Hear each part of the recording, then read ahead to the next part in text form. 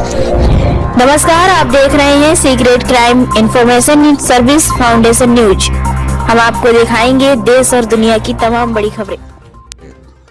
साथियों, जय हिंद। मैं हूं रमेश चंद्र, आप देख रहे हैं SISM न्यूज। आज हम भिक्षु थिरुपानंद जी के पास हैं और उनसे कुछ चर्चा करने जा रहे हैं जातिवाद पर। जातिवाद के कारण एक बच्चे की जान चली गई सुराड़ा में, गांव सुराड़ा जो जनपद जालौर और राजस्थान पड़ता है। तो राजस्थान ही नहीं, पूरे देश में जातिवाद के कारण तमाम लोगों की जानें गई और तमाम लोग त्रस्त हैं। तो आज भंते जी से उस बच्चे की जान कैसे गई और इस पर किस किस नेताओं ने क्या क्या कहा, उस पर हम चर्चा करेंगे, क्या क्या किया। तो भंते जी, उपास बनते बदनामी मंगल हो, आपका कल्याण हो। और सबसे पहले मैं आपके चैनल के लिए बहुत बहुत साधुवाद। आज मैं secret crime information service foundation news channel की से बात कर रहा हूँ और समस्त श्रोतागणों के जीवन की मंगल कामनाएं करते हुए बहुत बहुत साधुवाद। भंते जी, आज काफ़ी दिनों के बाद हमारी आपसे बात हो रही है जी। और आज आप कैमरामैन भी लालराम गौतम हैं हमारे साथ में। जी जी जी। तो नए कैमरामैन की देखरेख में हम आपसे डिबेट करेंगे। बहुत बहुत कैमरामैन को भी बहुत बहुत साधुवाद।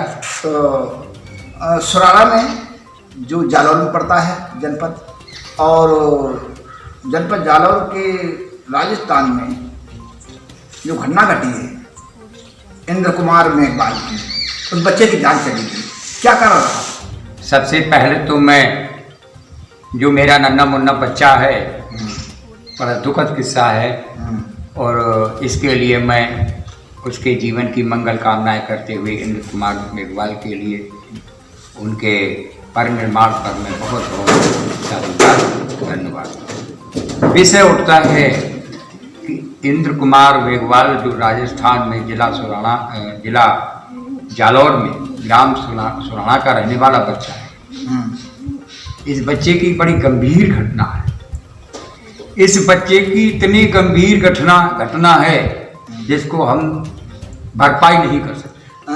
क्यों मार दिया गया उसे, क्या कारण रहा? उसका कारण ये रहा कि जो वो बच्चा केवल जातिवाद के लपेटे में आ गया, जातिवाद की आंधी में पिस गया बच्चा। जातिवाद ऐसा वंश है जिससे उस बच्चे की जान चली गई। बस उस बच्चे की भी जातिवाद के जहर ने ही उस बच्चे को मार दिया।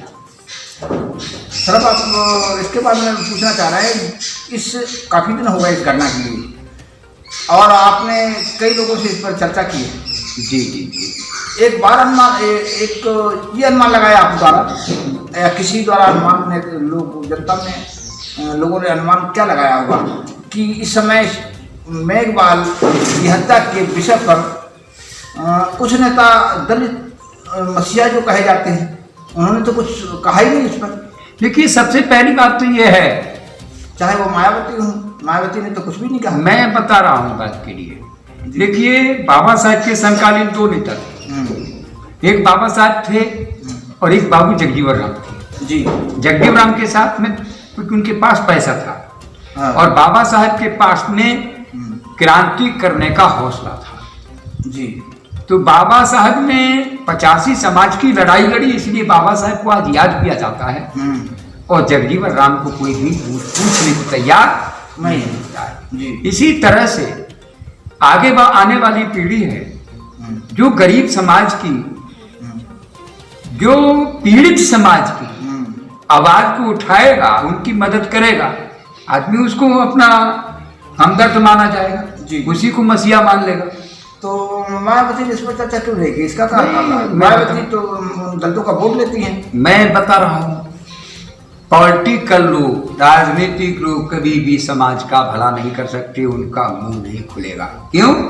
कि उन्हें वोट लेना है जी। और वो इस समय जातिवादी मानसिकता की जो सरकार चल रही है उससे भयभीत होकर के, उससे डर करके आवाज नहीं निकाल पा रही। अगर वो जरा भी आवाज निकालेंगी, क्योंकि वो डरपोक है, जिसमें काशीराम साहब के जमाने में माया थी तो काशीराम के छाया से उस वो निडर थी, लेकिन आज माया वो नहीं रही। वो मायावती शेरनी नहीं, अब वो शेरनी नहीं रही। लोग शेरनी कहते थे मायावती को ना। अब तो वो गीधड़ की भी बेटी है। सबसे पहली बात ये है, पहले वो दलित की बेटी थी, आज वो दौलत की बेटी हो गई। अच्छा, इस समय ज्यादा से ज्यादा जो दलितों की आवाज उठा रहा है, दलितों के बीच में जा रहा है, तो वो एक सतपाल तंवर जी हैं और एक चंद्रशेखर रावण भाई, चंद्रशेखर आजाद रावण, चंद्रशेखर आजाद जो रावण है, हाँ, उसके नाम बहुत बढ़िया रखा है। जैसा नाम है वैसे उसका काम है जी। ये मालूम।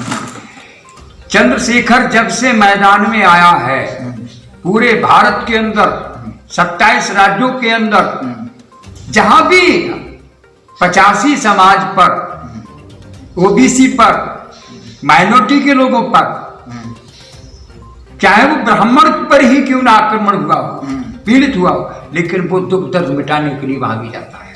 हाँ, पीड़ित के साथ खड़े हैं, पीड़ित के साथ खड़ा है। उसका कोई धर्म से मतलब नहीं, उसका कोई कर्म से मतलब नहीं। हमें ऐसे शेर की जरूरत है। अच्छा, सतपाल तंवर भी, सतपाल तंवर भी मतलब जो दोनों जो है, दोनों शेर हैं और दोनों कूद कर जाते हैं। अभी जालौर वाले मामले में सतपाल तंवर पहले चला गया और उसने दहाड़ किया और दोनों की दहाड़ से सरकार की मजबूरी हुई। वो तो किसान वाले मामले में भी, सीए वाले मामले में भी मतलब जो है आगे बढ़े ये लोग। ठीक है। बच्चे एक बात और पूछे, क्या बहुजन समाज पार्टी इस समय उनका कोई सदस्य लोकसभा में नहीं है और आने वाला समय 2024 है, 2024 में कैसी रणनीति अपना रहे हैं? देखिए, मैं दलित लोग और दलित संगठन, देखिए सबसे पहली बात ये है, दलित समाज के लोग भारत के आदिवासी लोग हैं, चाहे आदिवासी हैं, चाहे भारतीय मूल निवासी हैं, जो 85 समाज के लोग हैं, माइनॉरिटी कमीशन के लोग हैं, जो लोग भी हैं, ये सब ने ये मन बनाया है पीड़ित समाज में। जी, मैं तो पीड़ित समाज की बात कर रहा हूँ। जी जी। पीड़ित समाज ने ये मन बनाया है कि हम चंद्रशेखर आजाद को ही साथ देंगे और इसमें 80% ठोस स्तंभ जो है चंद्रशेखर को और जो है आज के सतपाल तंवर को मिलेगा ठोस, और बाकी रह गया 20% में बंटवारा हुआ। अच्छा, 20% तो वो है जिसके आंख में मोतिया बिंद लगा हुआ है, भय का चश्मा लगा हुआ है। तो मोतिया बिंद या मोदिया बिंद? मोतिया बिंद। अच्छा, मोतिया। दो प्रकार के जाले होते हैं, एक मोतिया बिंद होता है, एक मोतिया बिंद होता है। जो मोदी जी का चश्मा है और जो मोदी जी के भय से जो चश्मा लगा है, वो उनकी बात करें जी। वो ही मतलब हम ज्यादा 20% की बात, और बल्कि 15% की बात कर रहा हूँ। बाकी 85% लोग जो हैं मतलब हमारे दो शेरों के साथ में। तो आने वाला समय बहुत अच्छा होगा।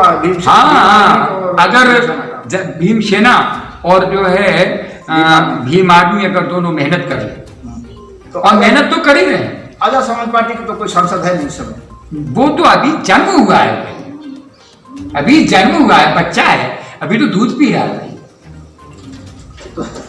दूध पी रहा है तो चल कैसे रहा, बोल कैसे रहा? अरे भाई तुतला के बोल रहा है, लेकिन उसकी आवाज में दम है, आवाज में दम है। चलो ये कोई बात नहीं। मैं सब पे जानना चाह रहा है कि दलित समाज में आप गए हैं, कई जिलों में जाते हैं, कई प्रदेशों में जाते हैं, तो दलित समाज का रुख क्या है, किधर जा रहा है? मैं तो मतलब जो आपके छत्तीसगढ़ है, एमपी है, उत्तर प्रदेश है, झारखंड है, बिहार है, ज्यादातर मुझे तो दिखाई दे रहा है कि अब की चंद्रशेखर आजाद को, सतपाल तंवर को लोग ज्यादा सपोर्ट कर रहे हैं। अच्छा, क्योंकि उन्हें भरोसा ही नहीं दोनों पर है। माया पर भरोसा जब तक था, जब तक माया ने इनका दुख दर्द सुना। मैं एक बात कह रहा हूं, माया ने काम किया तो कब किया? तो जब साहब काशीराम थे जी, साहब काशीराम के भय से माया ने काम किया। और बाकी अब तो जब माया ने साहब काशीराम को खो दिया इसका दोषी माया है। काशीराम के मरने के यस जी। क्योंकि से ये डर था कि काशीराम जिंदा रहा हाँ। तू मुझे कांटा बनेगा, इसीलिए मतलब जो है काशीराम साहब के पर निर्माण के बाद में ये निडर हो गई।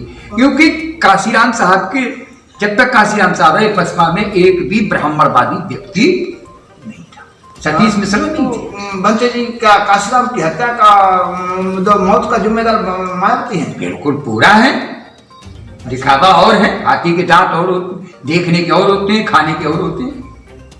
तो जाटव समाज का या दलित समाज का क्या विश्वास मायावती से उठ गया? बिल्कुल उठ गया। बिल्कुल, क्योंकि उठ गया। इसीलिए माया ने कभी भी कहीं भी किसी शोषित समाज पर किसी पर शोषण हो रहा है, माया ने एक भी स्टेटमेंट मुंह खोल के नहीं दिया। उसे मालूम पड़ रहा है कि सतीश मिश्रा के सहारे से मैं प्रधानमंत्री बनूंगी। पहले किसी बीजेपी वालों ने सपना दिखाया था इनके लिए, हम राष्ट्रपति बनेंगे, राष्ट्रपति बनाएंगे, लेकिन राष्ट्रपति की मैं तो कह रहा हूं एक राज्यसभा का मेंबर भी नहीं बना सकते। तो बंते जी आज बस इतनी चर्चा करेंगे हम आपसे, और आगे फिर चुनाव से पहले आपसे फिर मुलाकात करेंगे। बिल्कुल। और आप जनता की आवाज हमें जरूर बताएंगे, जनता का रुख किधर है इसके बारे में। बिल्कुल बिल्कुल, आप बात करते रहिए, मैं आपसे फिर मिलूंगा। और मैं अपने श्रोतागणों को कहूंगा कि मेरी जो वीडियो आप देख रहे हैं, मेरी आवाज़ देख रहे हैं, आपसे मैं यही धमदान मांग रहा हूँ कि आप इसको आगे बढ़ाने का काम करें, शेयर करें, कमेंट करें और जो है सब्सक्राइब करें। आज बात जय हिंद, जय संविधान, जय